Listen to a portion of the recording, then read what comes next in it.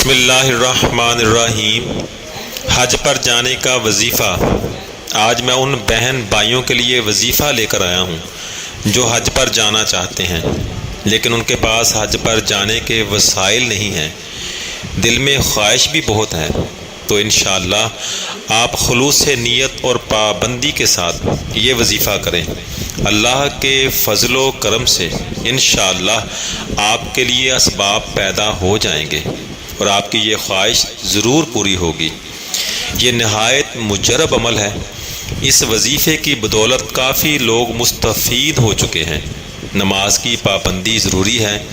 بزرگوں کی طرف سے یہ تاکید ہے، عمل کرنے کی شرائط پوری ہوں تو اللہ کے فضل سے کامیابی یقینی ہے۔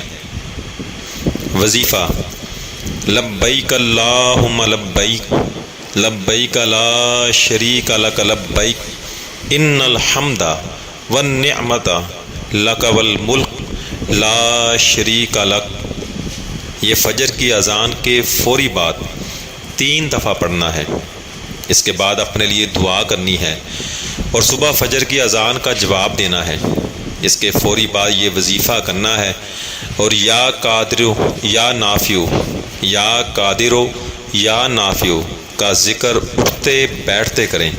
انشاءاللہ آپ کی یہ نیک خواہش ضرور پوری ہوگی۔ یہ بہت مجرب اور پاورفل وظیفہ ہے۔ دوستو، دعاؤں میں یاد رکھیں۔ اللہ حافظ۔